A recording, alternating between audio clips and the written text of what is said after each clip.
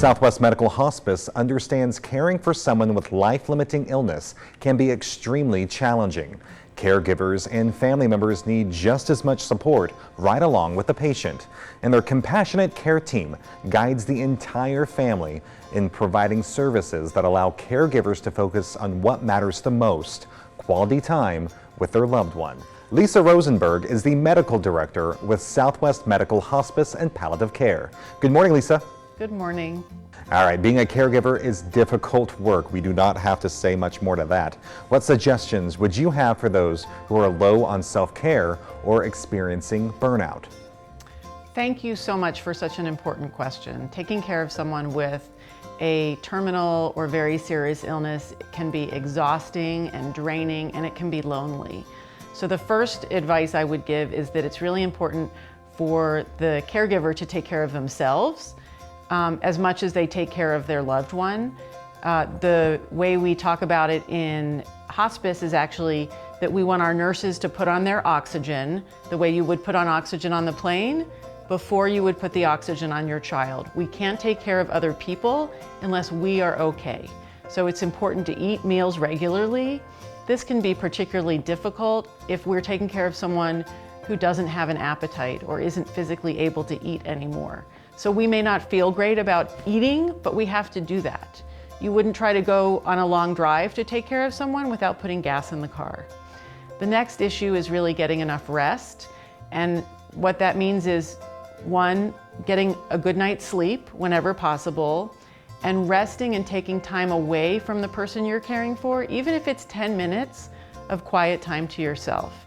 We also encourage people to go outside when the weather allows, which mostly here in Las Vegas it does, to get some fresh air, feel the breeze, get the sunshine on our faces, which always makes us feel good, and also helps to regulate our sleep and wake cycles. That's really important because patients who are having chronic or severe illnesses often don't sleep well, and they need attention sometimes in the middle of the night, just like babies do. So it's really important to tell our bodies it's daytime, this is when I want to be awake, and that helps us sleep and get the rest we need at night. Other issues I would say are definitely always to ask for help. The people close to us may feel like we're going to ask for that help when we need it, but we can't count on people to understand what our needs are, and it can be difficult to express it when we're focused on our loved ones' needs, but we have to be able to say, I need help, and be specific when you ask for help. Say, I need 2 hours to go get a haircut and buy some new foundation so I feel good about myself all day, right? Or I just need a 2-hour nap in the middle of the day. Can you come be here so I can just turn off my phone and only pay attention to my needs for 2 hours?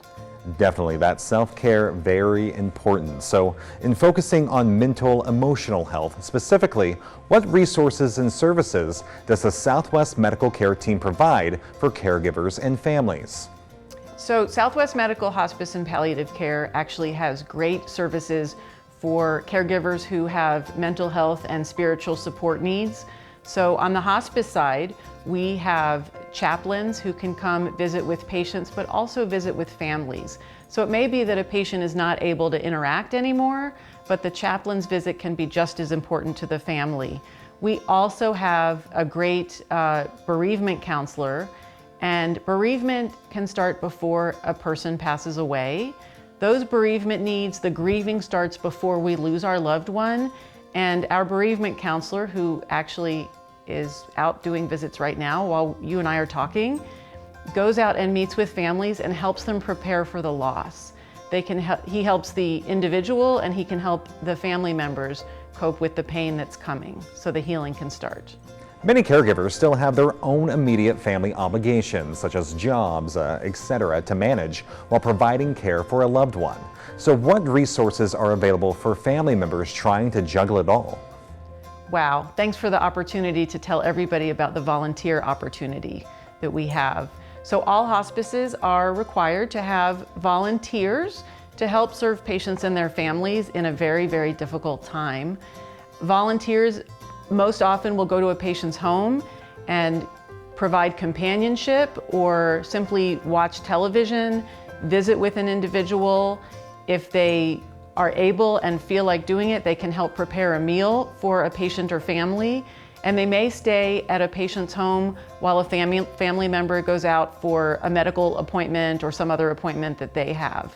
My first experience in hospice was as a medical student. I volunteered, and I learned so much about these families and their needs and how gratifying it can be to help do the very simplest things for patients and their families and really give the caregiver a break in many cases. One thing I'd like to say about our volunteering, and all volunteering, is that there's nothing medical about it. It does not involve managing medications or providing direct care.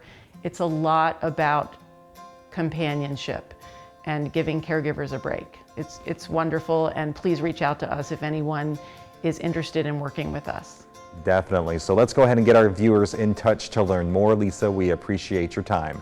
Get the right care at the right time. Just head to the website listed on your screen to learn more about hospice care and what was featured this morning. They also have a great team that works well together and with you to help you in your time of need. Southwest Medical Hospice, a proud sponsor of Las Vegas Morning Blend.